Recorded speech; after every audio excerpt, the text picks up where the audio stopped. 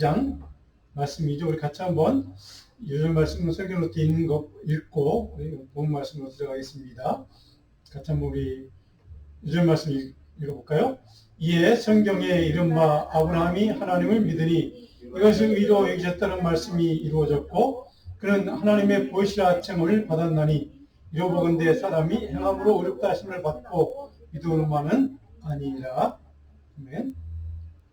지난주 우리는 이제 22장에 있는 말씀 1절로 19절까지의 내용은 아브라함과 이삭 이야기, 우리가 잘 아는 모리아 산에 올라가서 제물로 바치라는 하나님의 명령에 따라 순종했던 아브라함, 그리고 그 결과가 어떤 것인지를 우리는 살펴보았습니다.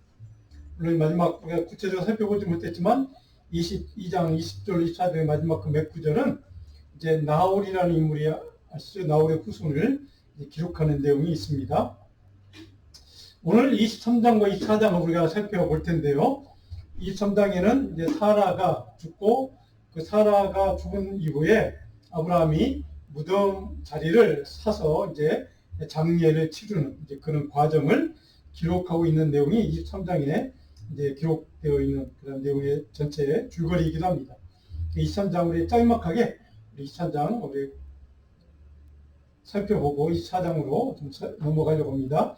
오늘 23장 1절부터 4절까지만 이 본문 말씀을 다 같이 한번 읽어보겠습니다. 23장 창세기 제 성경은 29면입니다. 구약성경 1절로 4절까지만 합심해서 합독으로 같이 읽겠습니다. 사라가 120세를 살았으니 이것이 곧 사라가 누린 햇수라. 사라가 가나안 땅 헤브론 곧 기랏 아르바에서 죽음에 아브라함이 들어가서 사라를 위하여 슬퍼하며 애통하다가 그 시신 앞에서 일어나 나가서 헷 족속에게 말하여 이르되 나는 당신들 중에 나오네요. 그리하는 자이니 당신들 중에서 내게 매장할 소유지를 주어 내가 나의 죽은 자를 내 앞에서 내어다가 장사하게 하시오. 이렇게 이제 사라가 127세를 살다가 이제 하나님의 불을 받아서 이제 죽은 다음에 아브라함이 이제 묘지를 이렇게 이제 사서 그 유명한 그 묘지가 뭡니까? 막벨라 굴이라고 하는 이제 가족 묘가 되죠. 그 묘를 어떻게 구입했는지, 어떻게 이제 장사를 지내게 됐는지 이런 내용들이 기록되어 있습니다. 그래서 우리가 잘 아는 것처럼 헷 족속이었던 오늘 본문에 쭉 기록되어 있는 에브론, 소알의 아들 에브론이라는 땅 주인에게 이제 은 400세겔을 주고 이제 값을 지불하고 그 땅을 사서 묘지를 삼았다 이제 한 얘기인데 여러분이 뭐 이 내용은 다 아시는 이야기니까. 자, 오늘 23장에서 주목하고 싶은 구절이 하나 있습니다. 23장 6절을 한번 보실까요? 6절 같이 한번 읽어볼까요? 23장 6절 내 주여 들으소서. 당신은 우리 가운데 있는 하나님이 세우신 지도자라. 우리 묘실 중에서 좋은 것을 택하여 당신의 죽은 자를 장사하소서. 우리 중에서 자기 묘실에 당신의 죽은 자 장사함을 금할 자가 없으리이다. 자, 그럼 아브라함이 나는 여기에 당신들이 본토 여기 원주민들이고 나는 이제 다른 나라에서 온 쉽게 말하면 이민자인데 당신들이 내게 내 아내가 죽었으니까 좀 장사할 수 있는 좀 무덤을 좀 파시오라고 이제 정중하게 부탁을 하는 이야기가 앞에 기록되어 있고 그 부탁을 받은 원주민 사람이 지금 대답하는 이야기가 바로 6절 지금 우리가 읽었던 말씀입니다.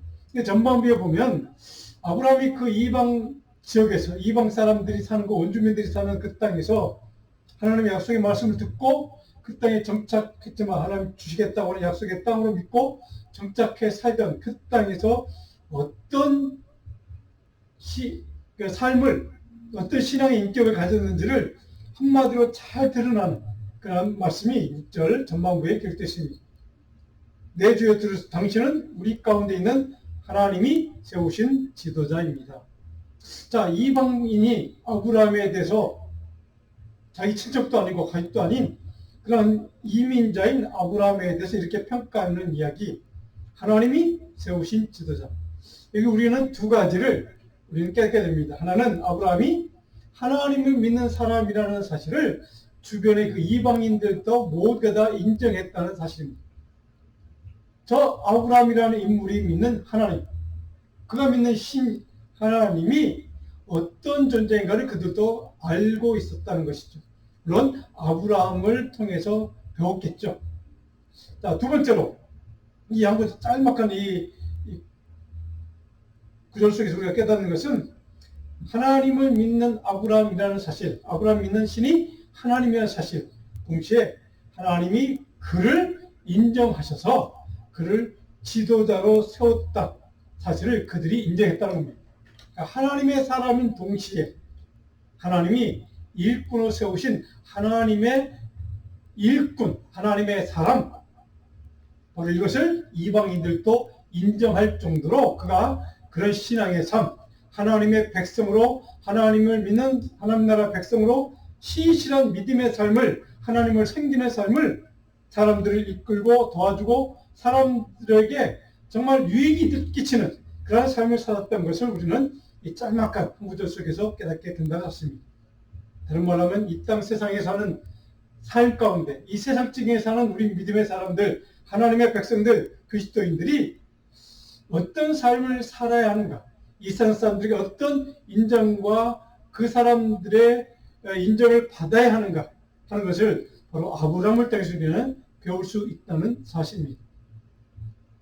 세상 사람들이 우리를 보고 저 사람은 하나님을 믿는 사람이야, 하나님의 사람이야, 하나님을 섬기는 사람, 하나님을 예배하는 사람이라고 인정해 줄 만한 믿음의 삶을 살고 있는지, 동시에 그 믿음을 보고 그 하나님께서, 그가 믿는, 섬기는, 예배하는 그 하나님께서 당신을, 우리를 하나님의 사람으로 세우시는 그러한 사람이라고 세상 사람들이 인정해 줄 만한 믿음의 삶을 살고 있는지, 이것을 우리는 다시 한번 이 말씀을 통해 아브라함의 신앙의 삶과 그의 신앙의 인격을 통해 다시 한번 우리 스스로를 점검해 보기를 원합니다. 이런 삶을, 그런 세상 사람들이 영향을 미치고 선한 인정을 받을 수 있는 그런 신앙의 인물, 바로 신앙의 삶을 살았던 아브라함, 바로 이것이 그의 삶이었다는 것을 우리는 이 한 구절 속에서 깨닫게 됩니다.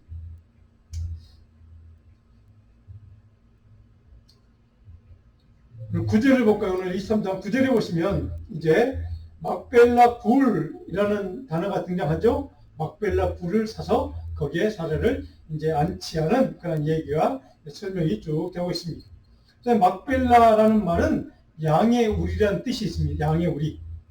그리고 또 다른 말로 이중으로 겹쳐져 있다, 파괴져 있다라는 뜻이기도 합니다. 물론 이게 무슨 뜻인지 정확히 알려지지는 않지만 이후에 이 막벨라 굴에 사라를 필두로 해서 아브라함도 또 그 자식들도 이제 거기에 묻히는 가족 묘가 되는 그런 것을 우리는 이제 위에 보면 알게 됩니다. 16절에 보니까 은 400세겔을 달아 에브론에게 주었다. 땅 주인에게 정당한 값을 지불하고 무덤을 샀다. 우리 잘 아는 이야기 아닙니까? 근데 19절에 보니까 사라를 가나안 땅 마므레 앞 막벨라 굴에 장사했다. 이 마므레는 곧 헤브론이다 라고 이제 설명하고 이제 23장이 끝나게 됩니다. 우리 좀 사진 좀 몇 장을 좀 보면요. 제가 첫 번째 좀 이렇게 비디오인데 막벨라 굴에 대한 최근에 어떤 그 학자가 다녀와서 보여준 잠깐만 좀 볼까요? 이 아브라함이 처음 그 부인 사라가 죽었을 때에 매장지로 선택한 막벨라 굴에 지금이 저렇게 생겼습니다. 땅을 사서 이 부인 사라를 매장한 곳인데 이후에 이제 유대인들의 전승에 이 아브라함의 부부, 이삭의 부부, 야곱의 부부를 모셔놓은 어떻게 보면 족장들의 무덤이죠. 그렇군요. 자 보시죠. 이것이 벌써 이제 찌온 케베르 사라 이마노. 우리의 어머니, 우리의 믿음의 어머니 사라의 무덤이란. 그런 의미군요. 네. 사실 성지순례를 가도 이 헤브론까지 가기는 어렵지요. 여러 이유로. 그러나 사실 개인적으로 가는 데는 거의 전혀 이상이 없고 특히 이곳에 가게 되면은 또 요건 또 아브라함의 아브라함 아비누 우리의 아버지 조상 아브라함의 무덤. 참 이 성경에 네. 창세기에 나온 있습니다. 자, 바로 지금의 그 막벨라 굴이 저렇게 돼 있다고 하는데 그 장소가 정확한지는 물론 모릅니다. 그런데 바로 그 막벨라 굴이 있는 지역에 들면 헤브론 땅이라는 겁니다. 헤브론 땅이 지금 저기 지금 막벨라 굴이 외관입니다. 건물 빌딩 안에 아까 그 모습이 있는데, 근데 지금 저 건물이 모스크 반은 이스라엘 사람들, 반은 이슬람, 그러니까 모스크로 쓰여지고 있다고 합니다. 자, 이제 왜냐면 아브라함이 그 모슬렘들의 조상이기도 하잖아요. 우리 유대인들, 우리 유대교를 이어봐서 우리 기독교까지. 그래서 같은 조상을 섬기기 때문에 좀 저렇게 이제 모스크로 쓰여지고 있는 좀 그런 얘기인데, 이 다리산이 바로 여기 헤브론 땅이 어디냐? 지난번에도 살펴봤는데 이게 헤브론입니다. 예루살렘에서 조금 밑에 쪽에 헤브론이, 여기가 지금 그 막벨라 굴이 있는 그 땅, 사라가 묻혀 있는 아까 그 보았던 바로 그곳이라는 겁니다. 혹시 성지순례 가실 기회가 있으시면 꼭 한번 또 방문해 보시면 좋을 것 같습니다. 저는 저기는 못 가봤습니다. 네, 가보시면 좋을 것 같고요. 자, 그 다음으로 오늘 24장에 있는 이야기를 좀 오늘 중점적으로 살펴볼 텐데요. 이 4장의 이야기는 하나님의 약속이 어떻게 성취되어 가는 과정 가운데, 특별히 이삭과 그 아내 리브가 어떻게 결혼하게 됐는지 이제 과정을 그리고 있는 내용이 24장 전체의 내용입니다. 근데 여기에 등장하는 인물이 하나 있죠. 아브라함 외에 아브라함의 늙은 종이라고 불린 그 늙은 종과 아브라함의 그 신앙의 관계를 오늘 24장은 자세하게 설명해 주겠습니다. 그래서 오늘 특별히 이 아브라함의 종, 늙은 종이 어떤 사명을 받았고 어떻게 아들 이삭의 아내를 결정하는 과정 가운데 어떤 과정을 거쳐서 어떻게 결정해 가는가, 또 그 과정 속 여정 속에서 이 늙은 종은 어떤 인물이었는가, 그리고 그 삶에 아브라함과 어떤 영향을 아브라함에게 받았는지, 이런 것들을 중점적으로 살펴보려고 합니다. 첫 번째로 24장 1절로 9절의 내용을 보시면 축복과 약속의 가문을 이어나갈 며느리를 선택하는 기준, 아브라함의 기준이 무엇이었는가, 바로 아브라함이 그 며느리를 선택하는 방법은 또 무엇이었는지, 바로 이것을 좀 살펴보려고 합니다. 그것은 대리자를 자기가 직접 가지는 못하고 자기의 대리인을 보내서, 정권대사죠, 대리인을 보내서 파송을 해서 이 모든 며느리를 선택하는 과정을 책임지도록 파송을 했다는 겁니다. 1절을 보시면 24장 1절 이렇게 기록되어 있죠. 우리 같이 한번 읽어볼까요? 아브라함이 나이가 많아 늙었고 여호와께서 그에게 범사에 복을 주셨더라. 이제 아브라함이 말년입니다. 그때 나이가 늙어서 먼 거리까지 이동을 할 수 없어서 이제 정권 대사를 파송을 해서 며느리를 간택하는 그 과정을 이제 맡겠다, 뭐 이런 의미인데요. 근데 1절 마지막에 보니까 여호와께서 그에게 범사에 복을 주셨더라. 자, 우리가 잘 아는, 우리가 살펴보았던 이삭을 얻기까지 가정 아브라함의 불순종도 있었고 신앙이 실패하는 모습도 있었고, 근데 이삭을 얻고 난 다음에 우리가 지난주에 살펴보았던 그 모리아 산에 올라가서 제물 바치라는 것까지 순종할 수 있었던 아브라함, 그 이후에 말년의 아브라함의 삶은, 신앙의 삶은 하나님께서 범사에 복을 주시는, 축복하시는 인생이었다, 복된 인생이었다는 것을 우리는 여기서 보게 됩니다. 저와 여러분 인생이, 우리 인생의 말년까지 이렇게 하나님의 복을 누리는 인생이 된다면 얼마나 좋을까. 이런 주님의 이름으로 그런 복을 누리는 저와 여러분 되기를 축복합니다. 자, 아브라함의 집안 직사장 사명을 가진 늙은 종을 이제 파송을 하는 이야기가 이제부터 기록됐는데요. 그의 신앙과 그의 인격은 어떤 것이었는지를 우리는 이 2절로부터 보게 됩니다. 2절에 보니까 이렇게 기록됐습니다. 아브라함이 자기 집 모든 소유를 맡은 늙은 종에게 이르되, 이 사람도 역시 늙은 종입니다. 그러니까 아브라함과 오랫동안 같이 살아왔겠죠. 그래서 그도 나이가 늙었지만 아브라함보다 자기보다 나을 것 같아서, 뭐 건강도 좀 좋거나, 뭐 나이가 좀 젊거나, 뭐 그랬던 사람이겠죠. 그래서 그를 선택해서 파송하는 이야기가 이제 3절에 기록되어 있습니다. 내가 너에게 하늘의 하나님, 땅의 하나님이신 여호와를 가리켜 맹세하게 하노니, 너는 내가 거주하는 이 지방 가나안 족속의 딸 중에서 내 아들을 위하여 아내를 택하지 말고. 자, 여기가 아브라함의 신앙의 정점이 어디에 있는지, 그의 표대가 어디에 있는지 정확하게 우리는 알 수 있습니다.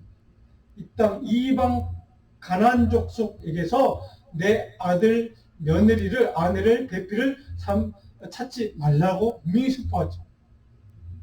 그리고 어디로 가라고요? 4절에 내 고향, 내 족속에게로 가서 어디입니까? 갈대아 우르.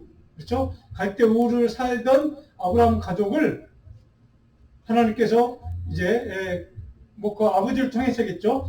이제 가나안 땅으로 가려고 하다가 아버지는 그냥 하나님 땅에서 머물고 말았죠. 그래서 죽고 말았죠. 그러고 나서 아브라함을 여기까지 인도해 주셨는데 아브라함이 어디로 가라고 합니까? 내 고향 땅으로 가서 그 내 족속에게서 아들 이삭의 배필을 찾아와 데리고 와라. 이렇게 지금 명하는 이야기입니다. 자, 얼마나 그를 믿었으면 하나님의 약속, 자손 후손의 하늘의 별처럼 많게 해주시겠다고 하는 그 약속을 이루는 통로가 되는 아들 이삭.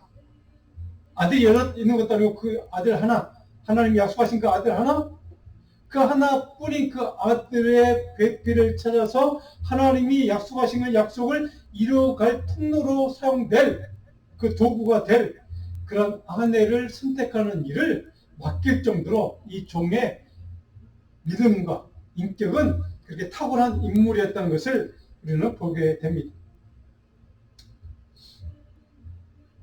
어떻게 그럴 수 있었을까? 아마도 그것은 아브라함에게 배웠던 그 종이 배웠던 아마 신앙 영성 때문이었던 것 같습니다. 그의 주인인 아브라함이 믿었던 모든 것을 하나님을 중심으로 생각했던 그 하나님을 중심으로 평가하고 판단했던 살았던 그 주인 아브라함의 신앙의 인격과 그의 신앙의 영성을 아마 같은 집에서 종으로 살면서 그도 배우고 직접 목격하고 그렇게 아마 깨닫고 그래서 그의 신앙 인격 속에도 아브라함의 하나님이 그의 하나님이 되었던 것 같습니다. 아브라함이 믿었던 하나님, 아브라함이 의지했던 하나님, 아브라함이 신뢰했던 그 하나님이 이 늙은 종의 하나님이 되었고 이 종도 그 하나님을 신뢰하게 되었던 그러한 신앙의 어떤 그 계승이 이루어졌던 바로 그 모습을 우리는 여기서 볼 수가 있게 된다는 것입니다. 어떻게 이런 일이 가능할까? 아들도 아니고 종인데, 종과 주인 사이인데 이유는 한 가지입니다. 아브라함이 물론 하나님을 향한 믿음이 그만큼 있었던 인물이기 때문에 물론 그런 일이 일어날 수 있지만 그보다 더 우선적으로 더 중요한 이유는 무엇인가? 그들이 믿었던, 아브라함이 믿었던 하나님, 바로 그 아브라함이 믿었던 하나님을 보고 그 하나님을 믿었던 이 늙은 종, 그들 모두의 하나님, 그 하나님이 어떤 분이었는가? 말씀하신 무엇이든 약속하신 것을 이루시는 신실하신 하나님인 것을 그들이 믿었기 때문입니다. 하나님의 약속은 반드시 이루어진다는 믿음을 가졌던 아브라함, 그 아브라함을 통해서 배웠던 하나님 어떤 분인가를 신실하신 하나님을 배웠던 이 늙은 종, 그들 모두에게 공통점은 바로 신실하신 하나님의 약속에 대한 믿음, 신뢰, 바로 이것이 공통 분모였고 이것이 밑바탕이 되었기 때문에 그 두 사람 사이에 종과 주인이지만 그런 믿음의 관계가 신앙의 유산이 이렇게 흘러가는 그 과정이 가능했다는 사실입니다. 한마디로 아브라함의 신앙적인 영적인 그런 영향력이 그 종을 그런 인물로 만들었다는 사실입니다. 그래서 그런 믿음이 하나님이라고 하는 믿음의 신실한 하나님에 대한 믿음의 바탕이 되었기 때문에 종과 주인 사이에 이런 신앙의 관계가, 이런 끈끈한 신뢰의 관계가 가능했다는 사실입니다. 오늘 이런 신뢰 관계는 오늘 그리스도인들에게서 같은 신앙의 공동체 안에서도 좀 찾아보기 어려운 시대이기도 합니다. 다른 것은 저와 여러분들이 우리 신앙 공동체, 우리 생명수 교회가 이런 신앙의 관계가 만들어질 수 있기를 간절히 소원합니다. 이런 믿음의 신뢰의 관계 때문에 신실하신 하나님 때문에 그 하나님을 믿는다는 신뢰한다는 공통점 때문에 그런 믿음의 관계가 가능해지는 그런 신앙 공동체 참된 모습이 우리 교회가 그렇게 변화될 수 있는 그런 은혜가 있기를 간절히 소원합니다. 자, 그렇다면 주인 아브라함의 그런 믿음을 바라봤던 그 종이 어떤 태도를 보여주었는가? 하나님에 대한 어떤 신뢰를 그는 갖고 있었는가? 바로 오늘 이것은 우리 아브라함을 통해 먼저 보면 그 종이 어떤 신뢰를 가졌겠구나 하는 것을 우리가 알게 됩니다. 오늘 5절로 9절을 보시면 24장 5절로 9절을 보면 5절을 한번 볼까요? 5절. 종이 이르되 여자가 나를 따라 이 땅으로 오려고 하지 아니하거든 내가 주인의 아들을 주인이 나오신 땅으로 인도하여 돌아가리까?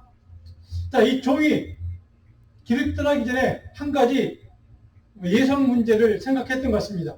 근데 주인님, 만일에 내가 그 여인이 이삭의 아내 되필까며 믿고 이제 데리고 오려고 하는데 그 여인이 나를 따라오려고 하지 않고 자기 고향으로 신랑감을 데리고 오라고 하면 내가 어떻게 해야 될까요?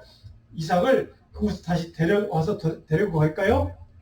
그래서 손을 보이고 그를 아내로 삼을까요? 라고 이렇게 지금 질문을 하는 이야기입니다. 그런데 6절에 보니까 아브라함이 다시 한번 그 질문에 대한 답을 이렇게 하죠.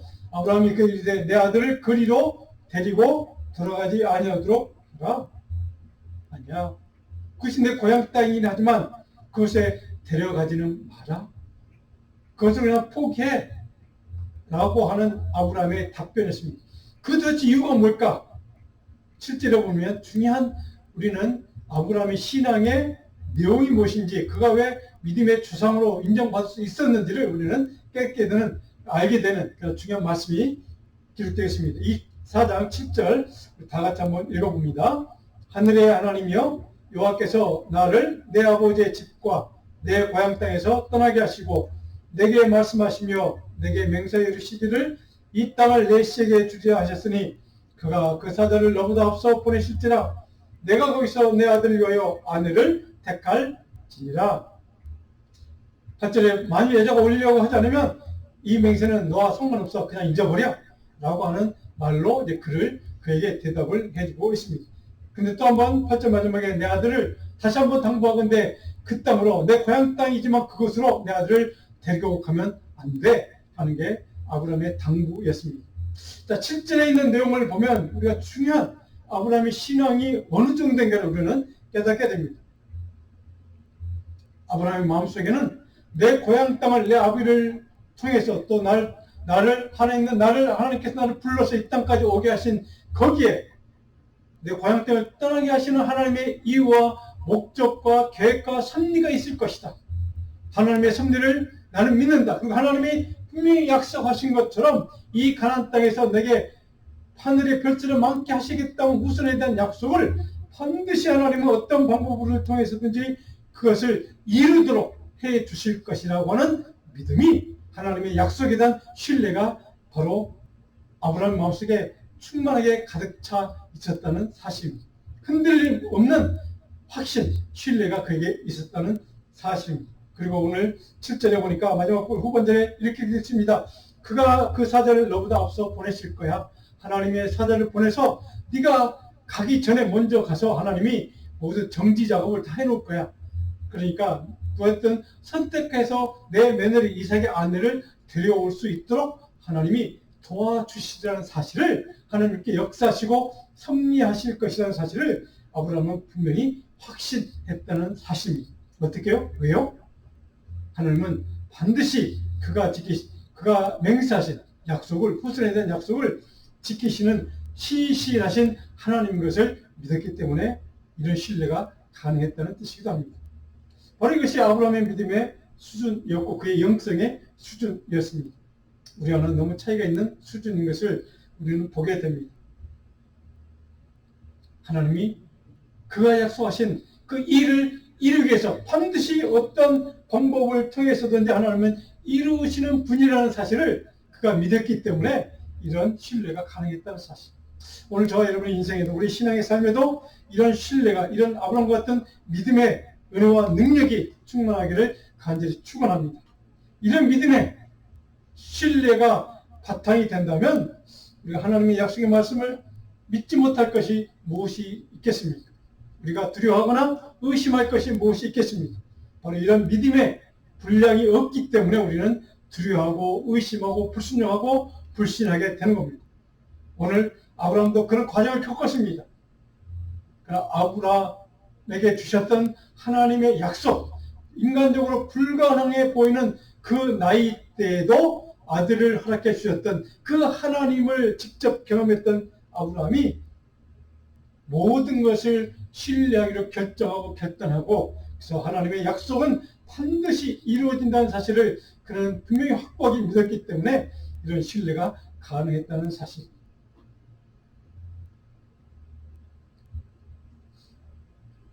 자, 그렇다면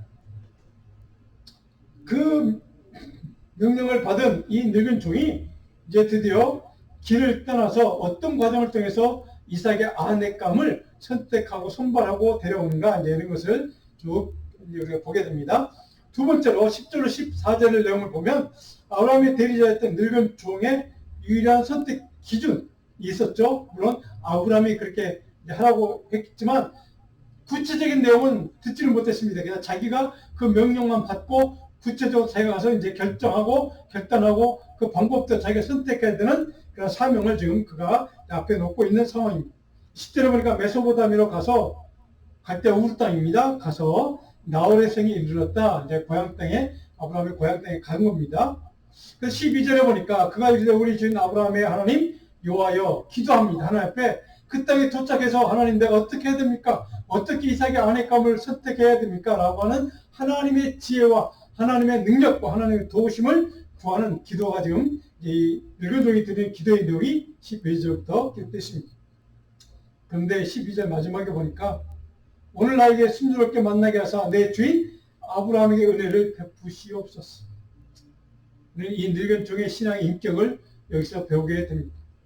아브라함에게 은혜를 베풀어 달라는 자기에게 은혜가 아니라 자기를 보냈다 파송했던 주인 아브라함에게 은혜를 베푸셔서 하나님의 약속이 이루어짐을 반드시 믿고 확고하게 신뢰했던 내 주인 아브라함에게 은혜를 베푸셔서 이삭의 아내를 찾도록 하나님 역사하여 주옵소서라고 하는 그의 기도. 그는 아브라함의 하나님이 그렇게 도우실 것을 믿었다는 의미가 됩니다.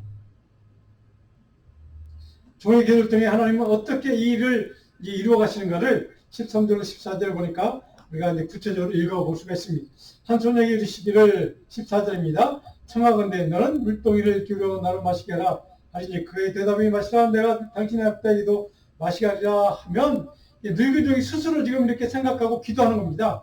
이렇게 내가 어떤 여인이 그 우물가에서 그렇게 말을 걸었을 때 그 여인이 누가 됐든 이렇게 대답하면 그 여인이 하나님이 선택하신 사람이다. 내가 알겠습니다. 라고 하는 그런 스스로에게 지금 이제 하는 이야기입니다. 14절 후반절에 그는 주께서 주의 종 이삭을 위하여 정하신 자라 이로 말미암아 주께서 내 주에게 은혜 베푸심을 내가 알겠나이다. 그렇게 하신다면 내가 그 여인이 하나님이 선택한 여인이고 내 주인 아브라함에게 하나님께서 은혜를 베풀어 주셨다는 것을 내가 깨닫겠습니다. 라고 하는 그러한 스스로 이렇게 생각하고 그렇게 지금 이제 하겠다라고 하는 결단을 이렇게 지금 다짐하고 있는 내용입니다. 자, 그런 하나님이 이 늙은 종의 기도에 대해서 어떻게 응답하시는가 하는 것이 15절로 27절까지 쭉 기록되는 내용입니다. 그 말을 15절을 보시면 중요한 단서, 우리가 하나님이 어떻게 반응하셨는지를 우리가 알 수 있는 단서가 되는 단어가 하나 있죠. 15절 같이 한번 읽어볼까요? 말을 마치기도 전에 르브가 물동이를 어깨에 메고 나오니 그는 아브라함의 동생 나홀의 아내 밀가의 아들 부델의 소생이라. 하나님이 바로 즉각적으로 그의 기도를 응답하셨다는 거죠.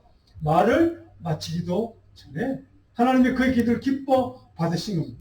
그렇죠? 하나님의 계획이고 하나님의 섭리고 하나님의 뜻이었음을 우리는 여기서 깨닫게 됩니다. 다른 여인도 아닌 다른 딸이 아니라 리브가라고 하는 그 딸이 하필이면 그 시간에 그 순간 그 기도가 끝나기 전에 우물가에 나오는 이 과정은 그런 우연일 수가 없죠. 하나님의 계획이었고 하나님의 뜻이었고 하나님의 섭리의 과정이라는 사실을 여기서 깨닫게 됩니다. 그리고 그 여인이 누구의 소생입니까? 아브라함의 동생 나홀의 아내 밀가의 아들 부두엘의 소생. 그렇죠? 이렇게 정확하게 그 여인의 정체에 대해서도 설명해 낸 이유는 그것은 하나님의 계획이었다는 것을 정확하게 지금 드러내는 목적을 때문에 이렇게 자세하게 기록하고 있습니다. 그래서 이 6절에 이 늙은 종이 아하, 하나님이 응답하셨구나, 이 여인이구나 라고 바로 깨달았던 거죠. 그래서 그 사람이 머리 숙여 여호와께 경배하고 하나님을 예배하고 찬양했다는 겁니다.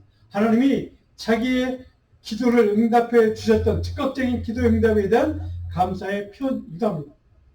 그래서 이 7절에 보니까 이르되 나의 주인 아브라함의 하나님 여호와를 찬송하나이다. 나의 주에게 주의 사랑과 성실을 거치지 아니하였사오며 여호와께서 길에서 나를 인도하사.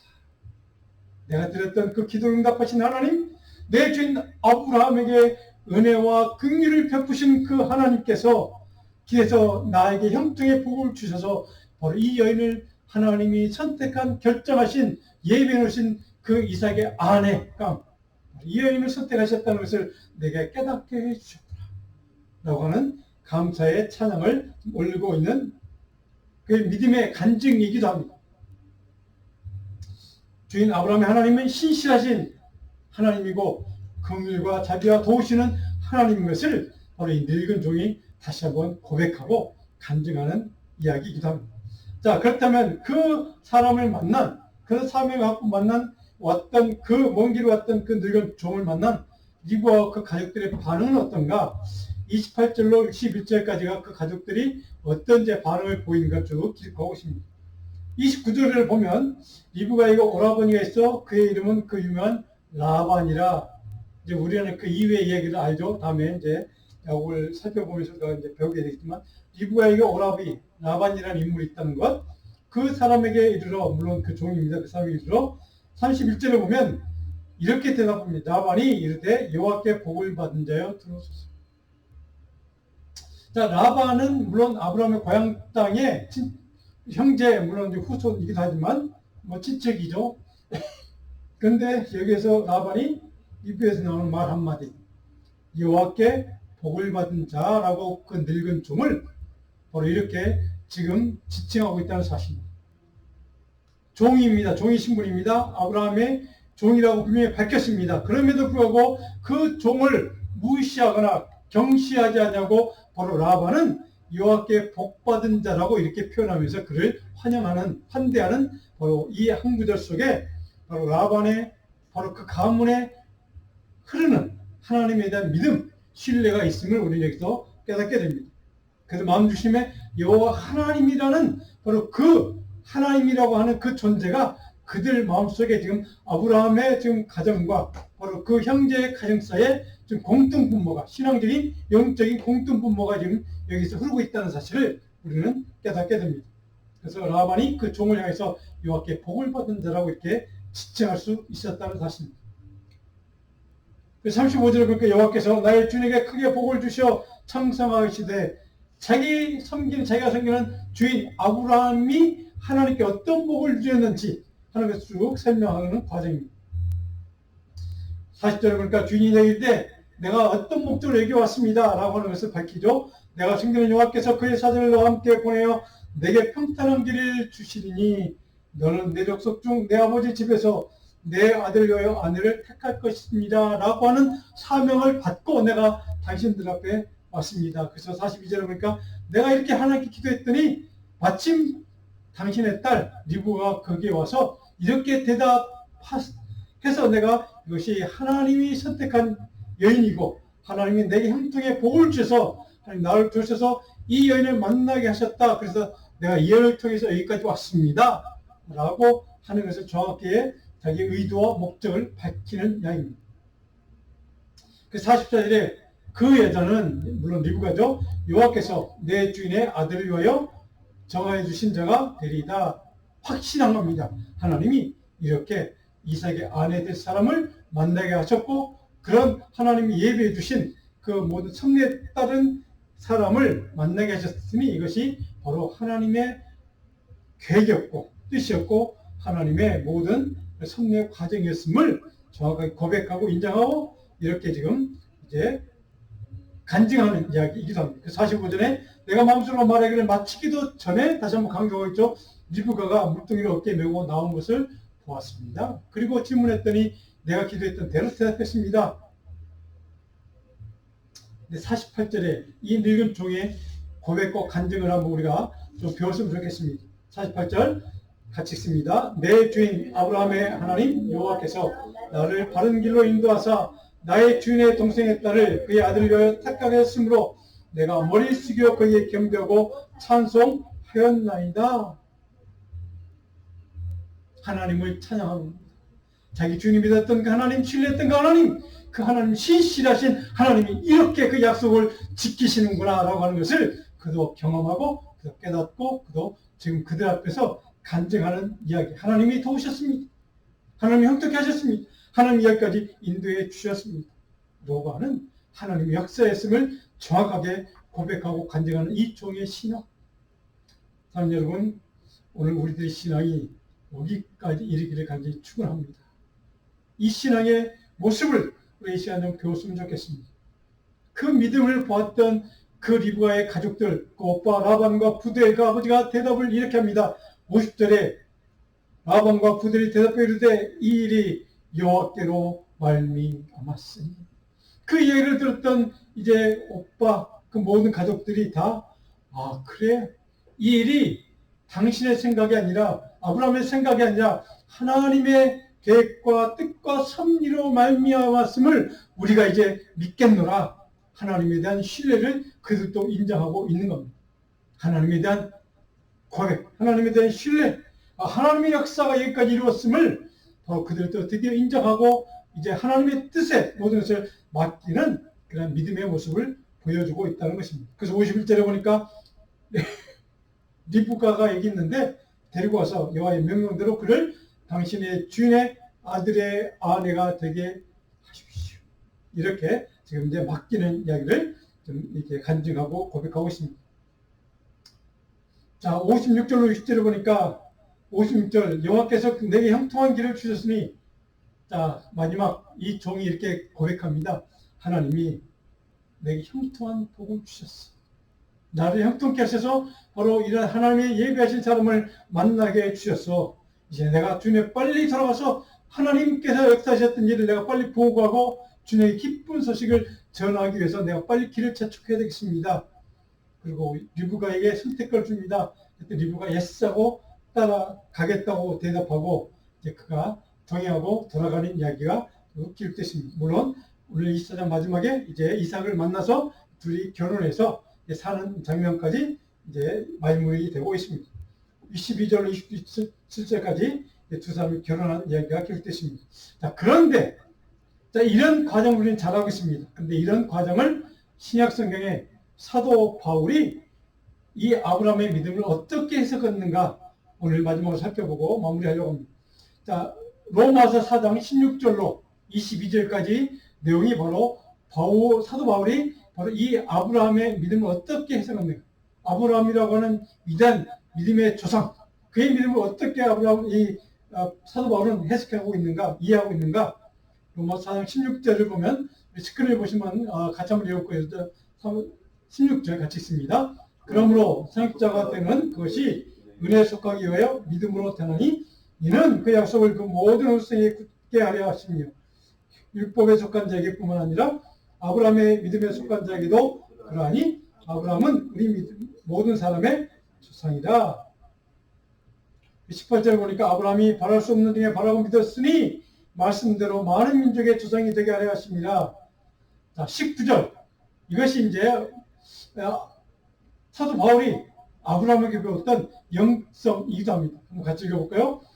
그가 백선화되어 자기 몸이 죽은 것 같고 사라의 태가 죽은 것 같음을 알고도 믿음이 약해지지 아니하고, 이 믿음이 약해지지 아니하고 믿음이 약해서 영적으로 무너지거나 하나님 끝까지 신뢰하지 못하지 않고 신뢰하지 못했던 것이 아니라 실패했던 것이 아니라 그럼에도 불구하고 인간의 생각과 상식으로 불가능함은 알면도 불구하고 그 끝까지 흔들림 없이 하나님의 약속을 신뢰했기 때문에 100세의 노인이 그 나이에 불가능한 사실을 알면도 불구하고 그는 결코 흔들리지 않고 하나님의 약속을 지켜주실 신실하신 하나님을 믿고 그를 섬겼다는 사실을 바울은 강조하고 있다는 사실입니다.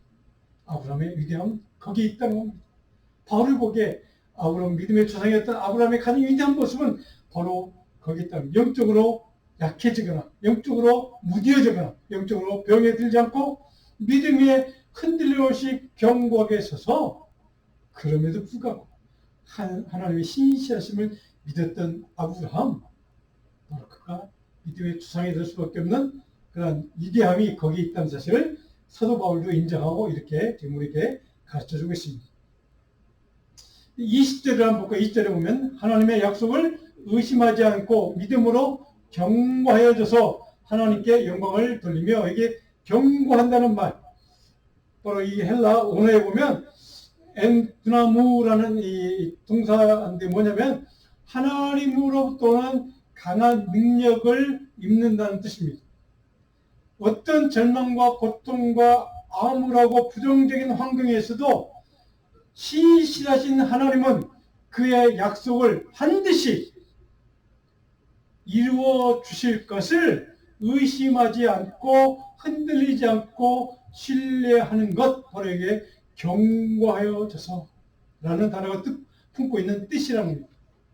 아브라함은 그런 믿음의 사람이었다는 겁니다. 바울을 보기에 그런 견고한 믿음의 사람 아브라함이 믿음의 조상이 될 수밖에 없었던, 하나님께 믿음의 사람을 인정받고 그렇게 하나님이 선택했던 약속의, 바로 그런 약속의 말씀을 누렸던, 복을 누렸던 아브라함의 삶, 바로 이것을 우리 모두의 믿음의 조상으로 하나님께서 만들어주신 이유는 거기에 있다는 것을 아브라함이 이렇게 우리에게 가르쳐주고 있다는 뜻이기도 합니다.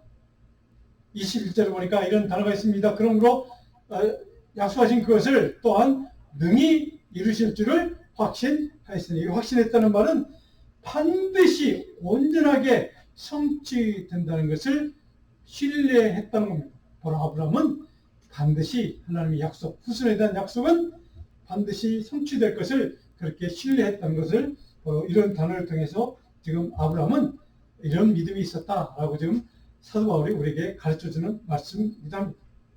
그 믿음의 능력으로 인해서 아브라함은 어떤 풍파에도 결코 흔들림 없이 견고하게 하나님의 약속이 이루어질 것을, 하나님은 신실하게 지켜주실 것을 그렇게 신뢰했던 믿음, 그것이 아브라함의 믿음이었고, 오늘 우리가 그 믿음을 배우기를 원한다. 견고한 흔들림 없는 믿음, 확실한 믿음, 이 믿음이 저와 여러분 우리 자녀들에게 날마다 우리 삶 가운데, 우리 신앙의 삶 가운데 충만하게 흘러넘치기를 주님으로 축복하고 축원합니다.